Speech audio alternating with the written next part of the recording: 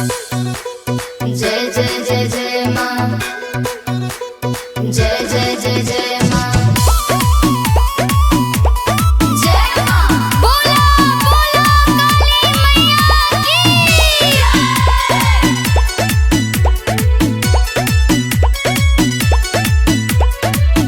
चढ़ते कुआर होके शक्ति के बखानवा गुंजे रे लागे। जय माँ। चढ़ते कुआर होके शक्ति के बखानवा गुंजे रे लागे। सिरवाले राउर नामवा गुंजे रे लागे। सिरवाले राउर नामवा गुंजे रे लागे।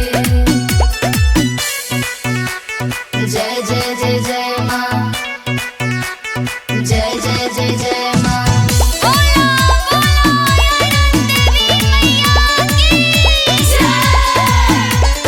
पहिला रूप में शैलपुत्री जो पर्वत ही अवतार लेलो।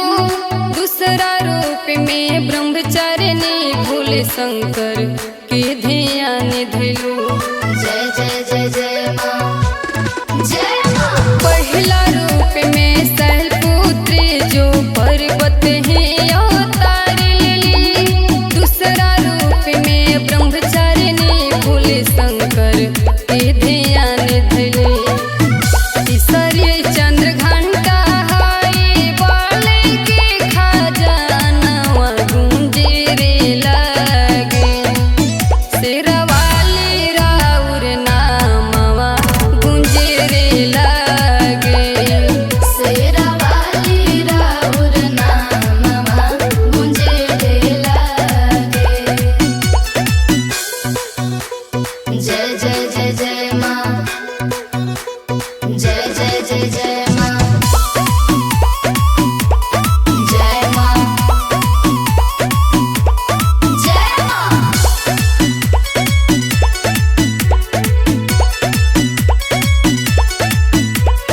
चौथा स्वरूपे कुसुमंडा जो सृष्टि के दुलार देवे।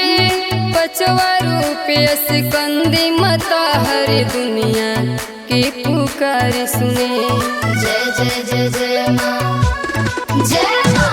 चौथा स्वरूपे कुसुमंडा जो सृष्टि के दुलार देवे। पांचवा रूपे स्कंदी माता हर दुनिया के पुकार सुने। छठा रूपे अइले कात्यायन के आंगनवा गुंजे रे लागे। सिरवाले राउर नामवा गुंजे रे लागे। सिरवाले राउर नामवा गुंजे रे लागे। जय जय जय जय माँ, जय जय जय जय माँ। बोला बोला दुर्गा मैया की।